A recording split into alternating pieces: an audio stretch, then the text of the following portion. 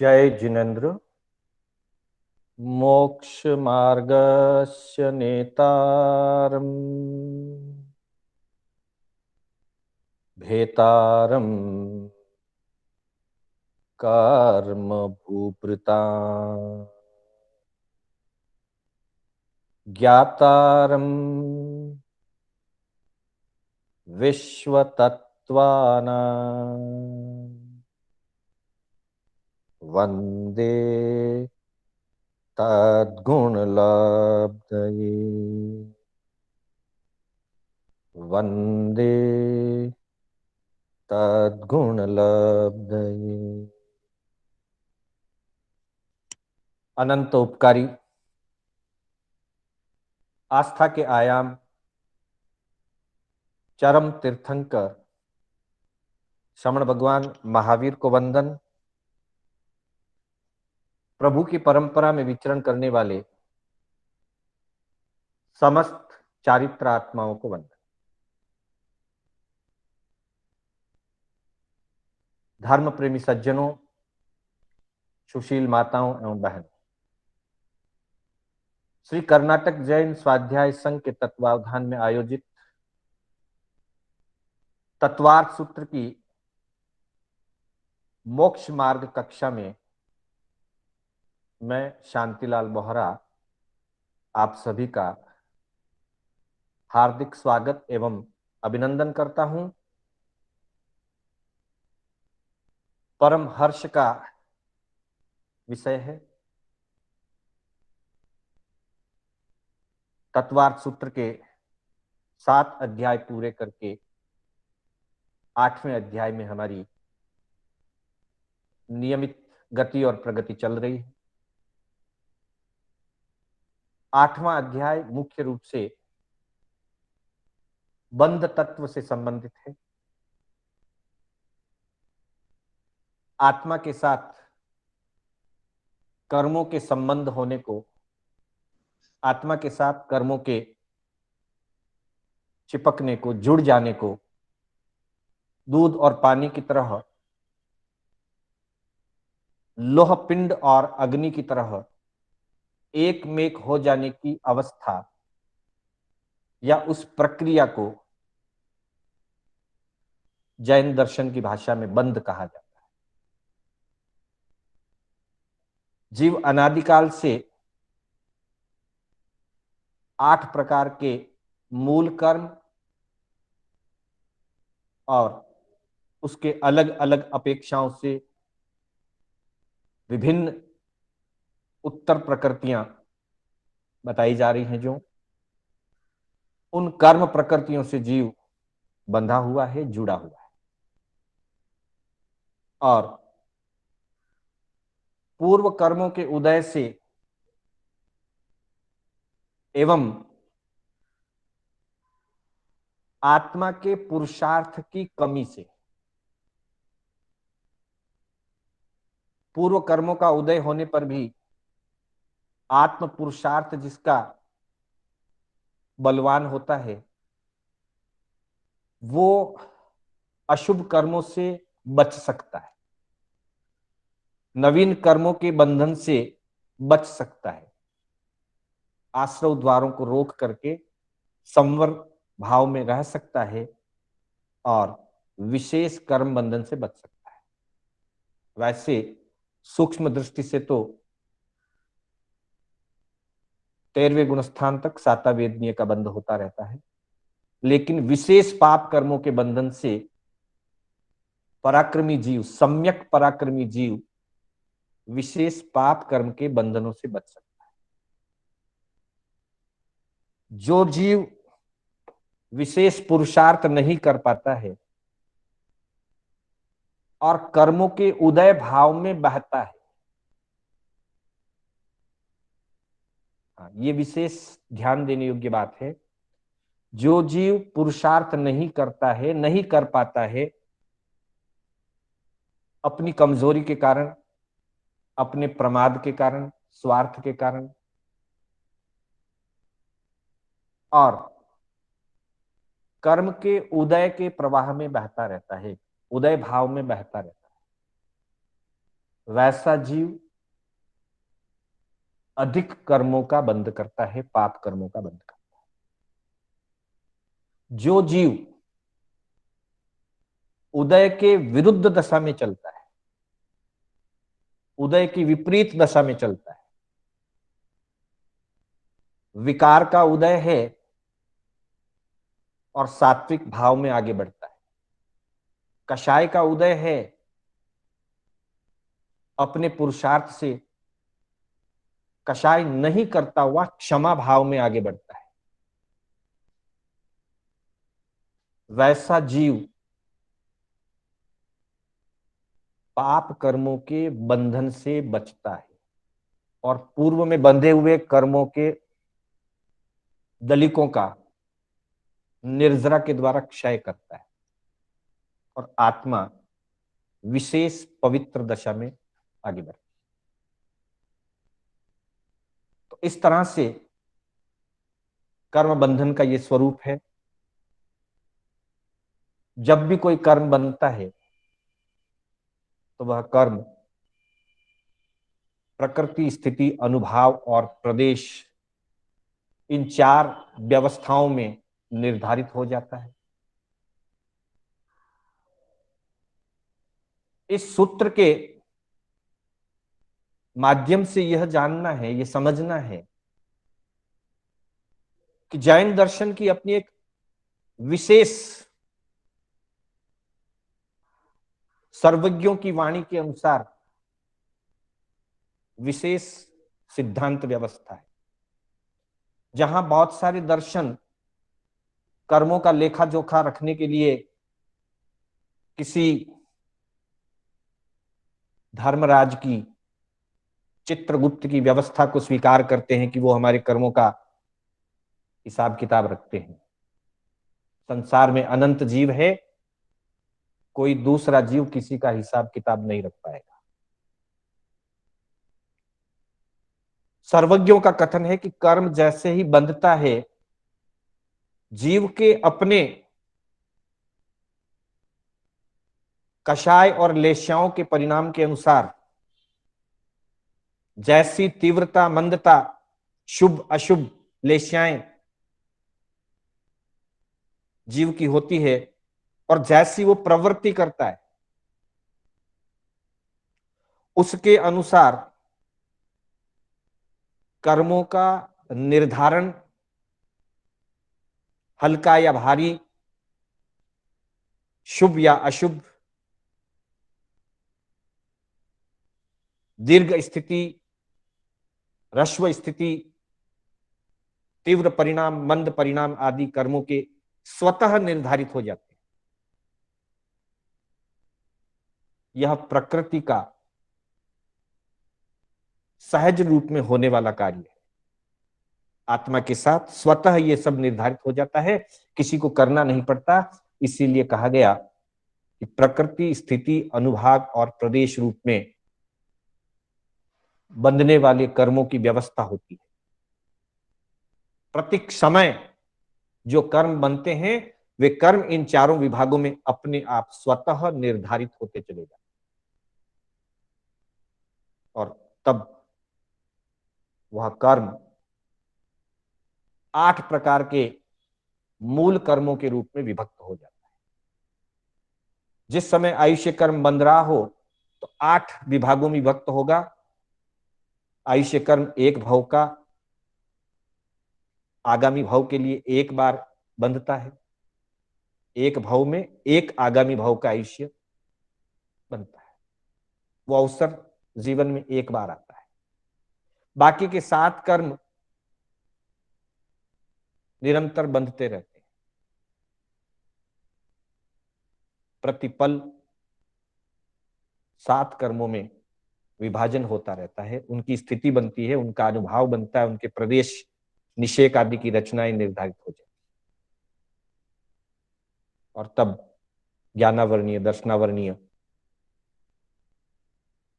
मोहनीय, आयु, नाम, गोत्र और अंतराय के रूप में कर्मों का विभाजन। जब आयुष्य बंद हो रहा हो तो 8 विभाजन, आयुष्य बंद नहीं हो रहा हो तो आयुष्य के अतिरिक्त बाकी के 7 विभाजन। ये प्रकृति बंध का स्वरूप है। फिर प्रकृति बंध में उत्तर भेदों की व्यवस्था बताई। अलग अलग कर्मों के अलग अलग उत्तर भेद हैं। आज हम उन उत्तर भेदों की चर्चा 7वें, 8वें और 9वें सूत्र के अंतर्गत ज्ञानावरणीय, दर्शनावरणीय और वेदनीय कर्म की चर्चा हम आज करेंगे। तो पहले इन सूत्रों का हम उच्चारण करें। पूर्ण मंगल भावना के साथ, सर्व मंगल की भावना के साथ सूत्रों का उच्चारण करेंगे। 7वां सूत्र मत्यादि नाम, मत्यादि नाम। 8वां सूत्र चक्षुर चक्षुर, चक्षुर चक्षुरवधि केवला नाम, निद्रा निद्रा निद्रा प्रचला प्रचला प्रचला स्त्यान गृद्धि वेदनीयानि च। चक्षुर चक्षुरवधि केवला नाम, निद्रा निद्रा निद्रा प्रचला प्रचला प्रचला स्त्यान गृद्धि वेदनीयानि च। और 9वां सूत्र सद सद वेद्ये, सद सद वेद्ये। बंधुओं, इन 3 सूत्रों के अंतर्गत ज्ञानावरणीय, दर्शनावरणीय और वेदनीय, इन 3 कर्मों के उत्तर भेदों की चर्चा की गई है। जैन दर्शन की अपनी अनोखी मान्यता, सर्वज्ञ कथित वाणी है। जो कुछ भी होता है व्यक्ति के जीवन में, जो कुछ भी घटित होता है उसके पीछे किसी न किसी रूप में कोई न कोई कर्म की विशेष उत्तर प्रकृति काम करती है। जैन दर्शन का कर्म सिद्धांत बहुत सूक्ष्म और बहुत गहन है। सूक्ष्म भी है और गहरा भी है, और साथ ही उतना ही विस्तार युक्त है। हमारे आगमों में चाहे वो ठाणांग सूत्र हो, प्रज्ञापना सूत्र हो, समवायांग सूत्र हो, भगवती सूत्र हो, इन सूत्रों में अलग अलग अपेक्षाओं से कर्मों का विशेष वर्णन मिलता है। साथ ही उत्तराध्ययन सूत्र में पूरा अध्ययन ही कर्म प्रकृति का, कम्मपयडी, 33वां अध्ययन पूरा का पूरा, जिसमें कर्मों के स्वरूप, स्थिति, भेद आदि सारी चीजें बताई। साथ ही 14 पूर्व में कर्म प्रवाद नाम का एक पूर्व रहा करता था। एक पूर्व पूरे के पूरे कर्म की व्याख्या के ऊपर 14 पूर्व में एक पूर्व। और जब पूर्व विच्छिन्न होने लगते हैं तो हमारे ऋषि मुनियों ने, महापुरुषों ने उनके मुख्य मुख्य बीज लेकर के कर्म ग्रंथ की रचना करी। 6 भागों में कर्म ग्रंथ के अंतर्गत कर्मों की विस्तृत व्याख्याएं, स्वरूप आदि का वर्णन देखने को मिलता है। तो कहने का तात्पर्य यह है कि जैन दर्शन का मुख्य विभाग है कर्मवाद सिद्धांत।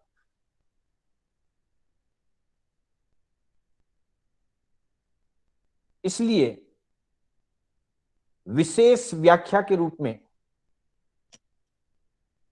कर्म की 148 या 158 उत्तर प्रकृतियां बताई गई। नाम कर्म के अंतर्गत 10 विभाग जहां बंधन नाम कर्म आदि, शरीर नाम कर्म आदि की वर्णन आएगा, हम देखेंगे। तो किसी अपेक्षा से नाम कर्म के 93 भेद गिने, किसी अपेक्षा से 103 भेद गिने। उस दृष्टि से 148 या 158 उत्तर प्रकृतियों का वर्णन मिलता है। यानी कि जीवन के प्रत्येक क्षेत्र का, जीवन की प्रत्येक आध्यात्मिक और व्यावहारिक स्थिति, परिस्थिति, घटना आदि का कारण कहीं न कहीं, किसी न किसी रूप में कर्म की प्रकृति में मिलता है। किसी व्यक्ति को यश कीर्ति प्राप्त हो रही है तो उसका एक कारण है कर्म, यश कीर्ति नाम कर्म। किसी का अपयश हो रहा है तो उसका भी एक कारण है, अपयश कीर्ति नाम कर्म। किसी को नींद आ रही है, उसका एक कारण है। नींद नहीं आ रही है, उसका एक कारण है। कठिनाई से आती है, उसका एक कारण।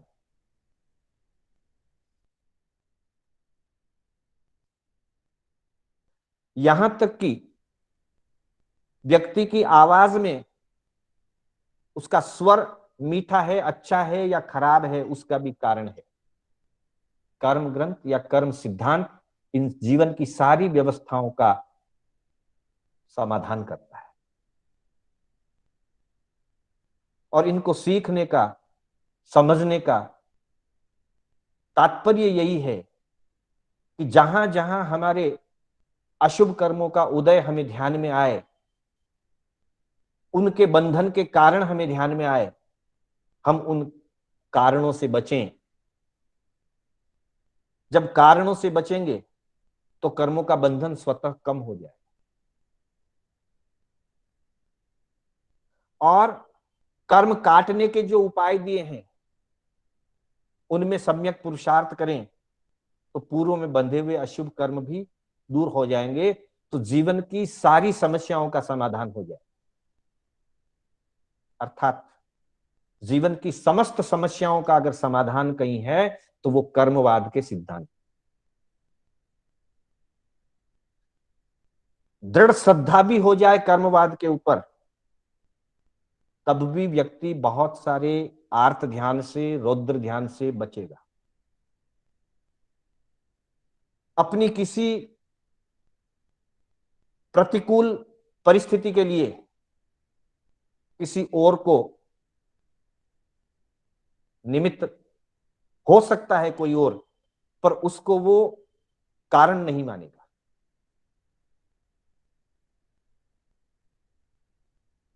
तत्व दृष्टि से तो कर्मवाद के सिद्धांत के जो जो अध्ययन है उनमें इनका वर्णन है ही है। जहां चारित्रिक वर्णन है, महापुरुषों के जीवन का वर्णन है, वहां पर भी कर्मवाद के सिद्धांत को कथानक रूप में प्रस्तुत किया गया। जब चंदनबाला के साथ मूला सेठानी के घर में प्रतिकूल परिस्थिति उत्पन्न होती है, तब चंदनबाला कर्मवाद सिद्धांत को स्वीकार करके शांत रहती है। वो न तो मूला सेठानी को दोष देती हैं, न जिनदास श्रावक को दोष देती है, न चंपा नगरी पर आक्रमण करने वाले आक्रमणकारी राजा को दोष देती, किसी को दोष नहीं देती। न उसे उठा करके रथ में डाल करके लाने वाले सारथी को दोष देती है। वे एक ही चिंतन करती है, मेरे अशुभ कर्म का उदय है, मेरे बांधे हुए कर्मों का फल मुझे भोगना पड़ता है। और तब वे समता भाव से अपने कर्मों का फल भोगती, फल भी भोगती हैं, नए कर्मों के बंधन से बचती हैं और पुराने कर्मों की निर्जरा भी कर लेती।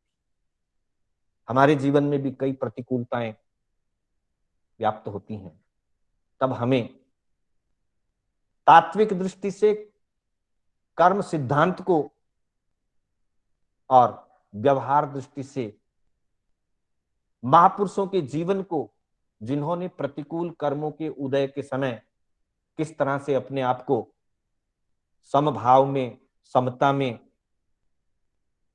स्थापित रखा, उनके पुरुषार्थ को याद करके, उनके जीवन चरित्र को याद करके हम भी प्रयास कर सकते हैं।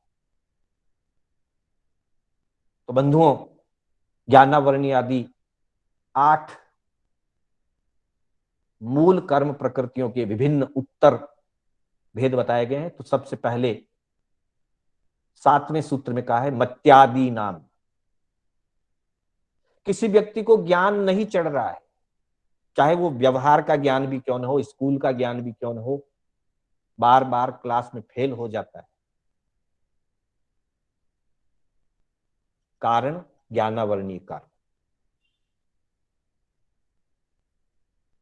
उसके मति ज्ञानावरण और सुत ज्ञानावरण का आवरण प्रगाढ़ है, उसे ज्यादा से ज्यादा ज्ञान और ज्ञानियों की सेवा करनी चाहिए, ज्यादा से ज्यादा स्वाध्याय करना चाहिए, ज्ञानावरणीय का संरक्षण।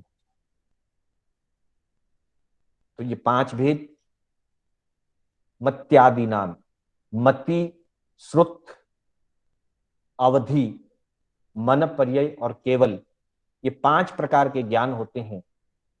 यहां पांचों के नाम नहीं देकर के आदि नाम कह करके सूत्र में संक्षिप्त कर दिया,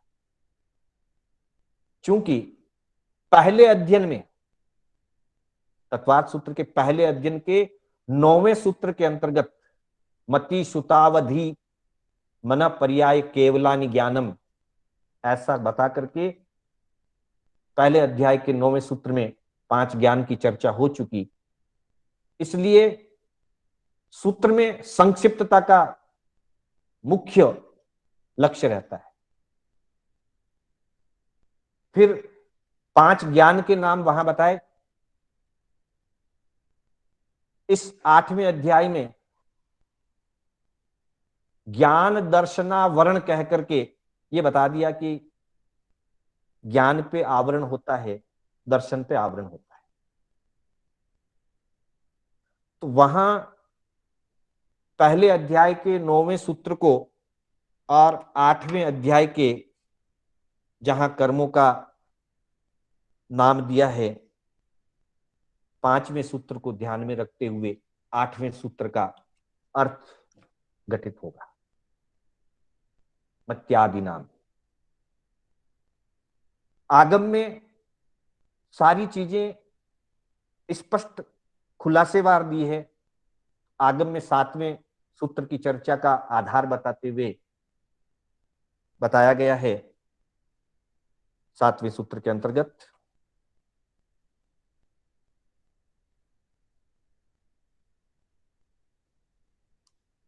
वहां कहते हैं पंचविहे नाणे प्रणत्ते तंजहा, आबिनी बोहिय नाणे, सुय नाणे, ओही नाणे, मन पज्जब नाणे, केवल नाणे।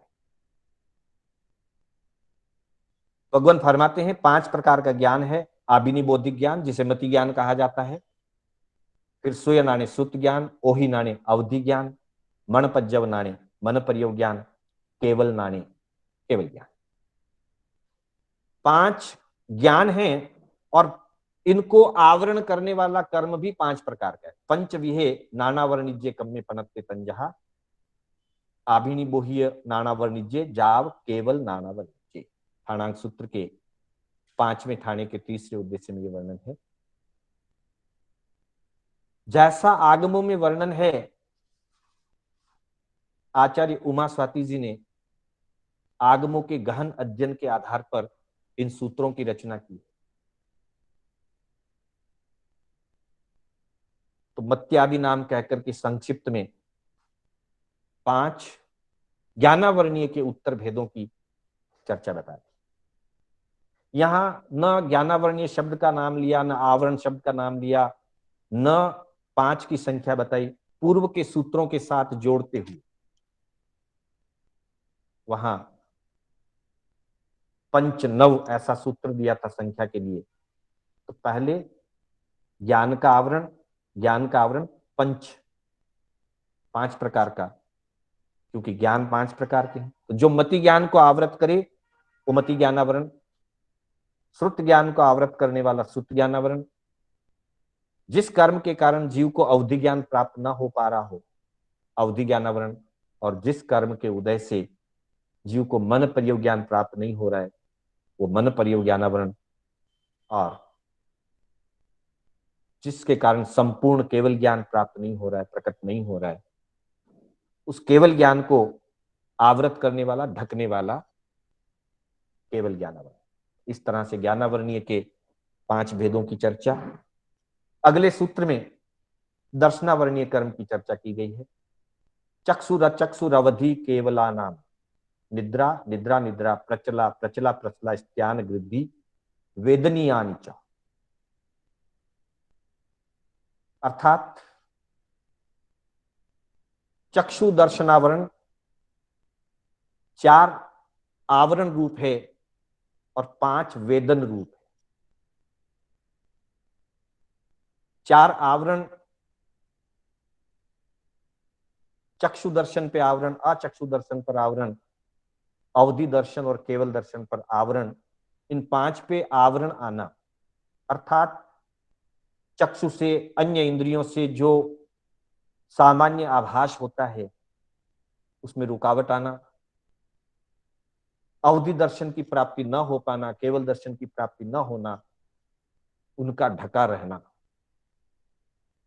चक्षु दर्शन, अचक्षु दर्शन, अवधि दर्शन और केवल दर्शन पर आवरण छाया रहना 4 आवरण रूप है चक्षु दर्शनावरण।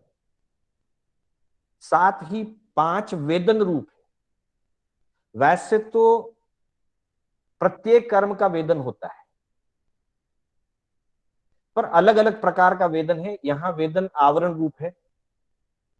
जो चीज हमें प्रकट होनी चाहिए वो नहीं हो रही है तो वो आवरण रूप हो गया, और जो चीज हमारा स्वभाव नहीं है वैसा हो रहा है तो उसको वेदन रूप कहा। इसलिए सूत्र में 2 अलग अलग अपेक्षाओं से सूत्र कहा। 4 चीजें आवरण रूप और 5 वेदनीयानि च, वेदन रूप। यानी कि निद्रा का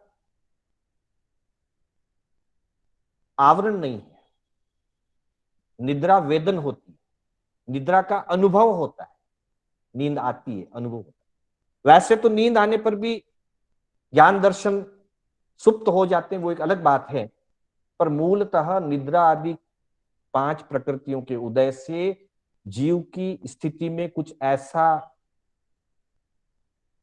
स्वरूप बनता है जो आत्मा का स्वभाव नहीं। निद्रा आत्मा का स्वभाव नहीं।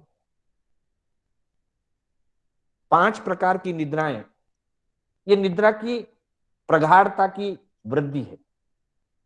उनके थोड़े थोड़े स्वरूप अलग अलग हैं, पर मूलतः दर्शनावरणीय कर्म का जब उदय होता है वेदन रूप, निद्रा वेदन रूप, तब जीव को नींद सताती है। और नींद सामान्य सहज नींद हो सकती है, प्रगाढ़ नींद हो सकती है, नींद चलते चलते आ सकती है, बैठे बैठे आ सकती है।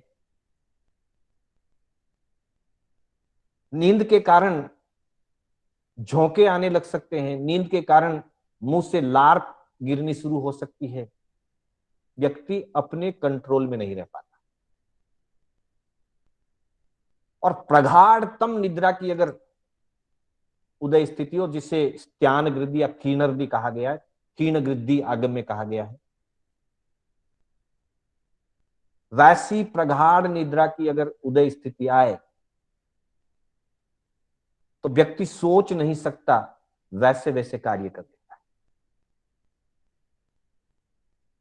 जिनके बारे में उसको खुद को ही पता नहीं रहता, वो रात को नींद में उठ करके कुछ भी कर लेता है।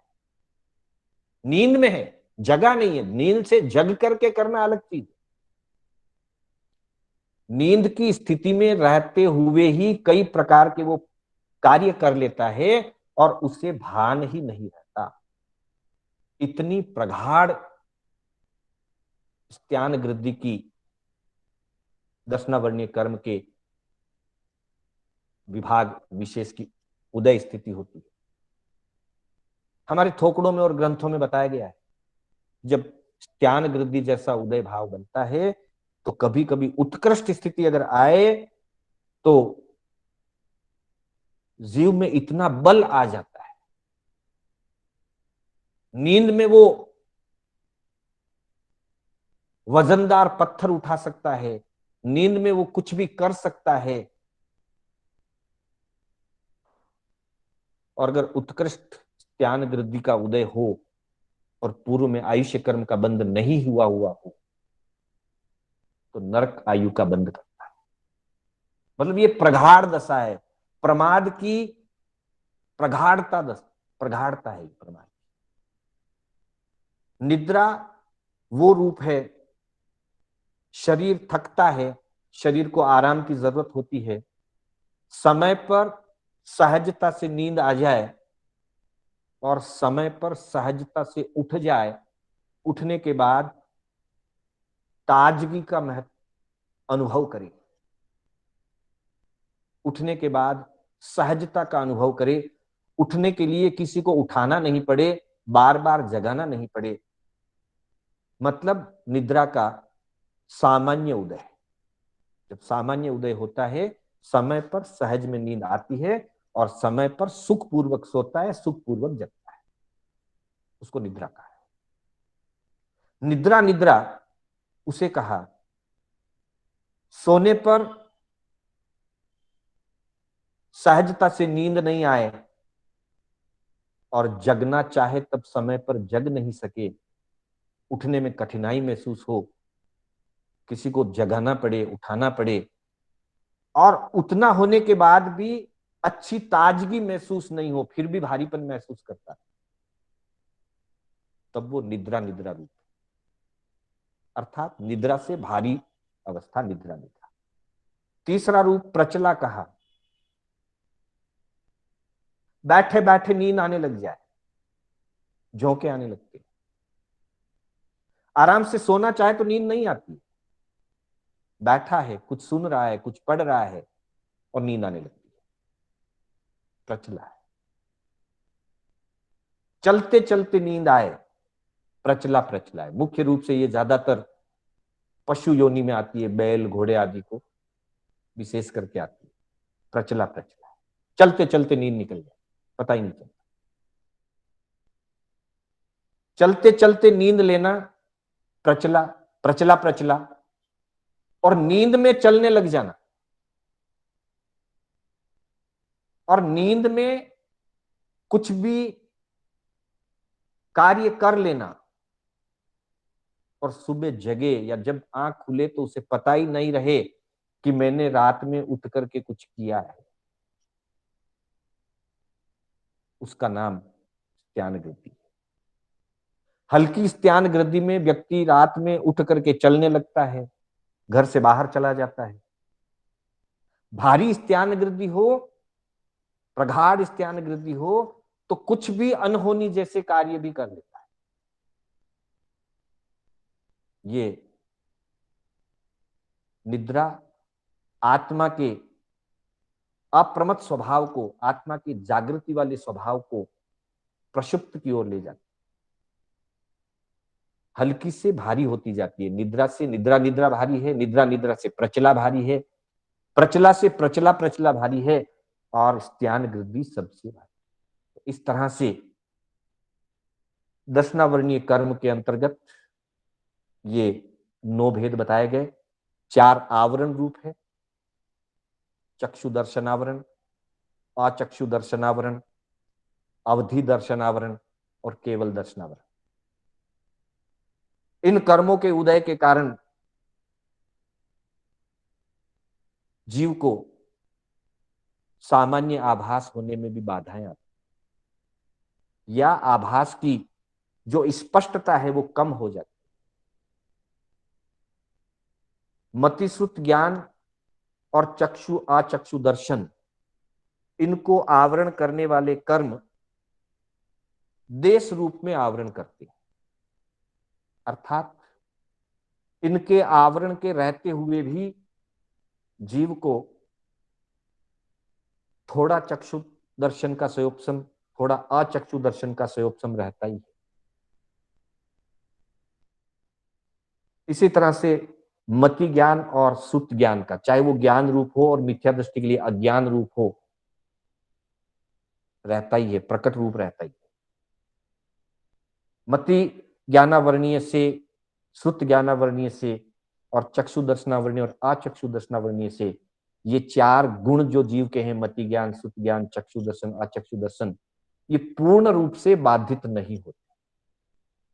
कुछ संयोपसम रहता है, कुछ अंश आवृत हो जाता है, कुछ अंश प्रकट रहता है। लेकिन अवधि ज्ञानावरणीय, मन पर्यव ज्ञानावरणीय और केवल ज्ञानावरणीय का जब उदय रहता है, केवल ज्ञानावरणीय और केवल दर्शनावरणीय का जब उदय रहता है, तो संपूर्ण रूप से वो ढका हुआ ही रहता है। केवल ज्ञान का या केवल दर्शन का कोई भी अंश प्रकट रूप नहीं रहता। मन पर्यव ज्ञानावरणीय, अवधि ज्ञानावरणीय और अवधि दर्शनावरणीय, इनका उदय जब रहता है, कुछ जीवों को इनका उदय रहने पर इनका बिल्कुल सयोपशम नहीं होता है। जैसे हमारे अभी इन प्रकृतियों का उदय चल रहा है और हमें अवधि ज्ञान, मन प्रयोग ज्ञान या अवधि दर्शन का कुछ भी सयोपशम प्रकट रूप हमारा नहीं, ऐसा भी होता है। और जब प्रकट होता है तब भी उनमें तरतम भाव रहता है। किसी को अवधि ज्ञान कम होता है, किसी का अवधि ज्ञान ज्यादा होता है, किसी का वर्धमान, किसी का हीयमान होता है। एक व्यक्ति से दूसरे व्यक्ति के अवधि ज्ञान में, मन प्रयोग ज्ञान में, अवधि दर्शन में विभिन्न स्थितियां रहती है। इसका मतलब कुछ प्रकट हुआ है और कुछ आवरण भी चल रहा है। चार ज्ञान के चार आवरण और दर्शन के तीन आवरण, ये सयोपशम के साथ चलते हैं। आवरण भी चलता है, कुछ कुछ सयोपशम भी चलता है। जिसके सयोपशम हुआ उसको उतनी उतनी प्राप्त होती है, जिसका सयोपशम कम है उसको नहीं होती है। लेकिन चक्षु अचक्षु दर्शन और मति श्रुत ज्ञान या अज्ञान, ये उपयोग तो आंशिक से आंशिक ही सही प्रकट रहता ही। ये चार उपयोग सदा प्रकट रहते हैं और अज्ञान का मिला ले तो 6 उपयोग प्रकट रहते ही। अलग अलग जीव में अलग अलग समय पर, किसी को चक्षु दर्शन, एकेंद्रिय आदि को सिर्फ अचक्षु दर्शन होता है, वो बात अलग है। पर समुचे दृष्टि से चक्षु अचक्षु दर्शन, मतिश्रुत ज्ञान और मतिश्रुत अज्ञान, ये 6 उपयोग आवरण के साथ आंशिक रूप से प्रकट रहते हैं। साथ ही 3 उपयोग अवधि ज्ञान, अवधि दर्शन और मन प्रयोग ज्ञान, ये आवरण के साथ प्रकट रह भी सकते हैं और आवरण के साथ प्रकट नहीं भी रह सकते। दोनों स्थितियां होती। जिनको प्रकट हुआ है फिर भी उनके आवरण चल रहा है, कुछ प्रकट हुआ है, कुछ आवरण चल रहा है। और जिनको अवधि और मन प्रयोग का उपयोग नहीं लगा रहा है, प्रकट रूप नहीं हुआ है, उनके आवरण चल रहा है। तो ये 3 उपयोग आवरण के साथ भी प्रकट रहते हैं आंशिक रूप से, और आवरण के साथ प्रकट नहीं भी रहते, दोनों स्थितियां। जबकि और ऐसा ही विभंग ज्ञान के लिए भी,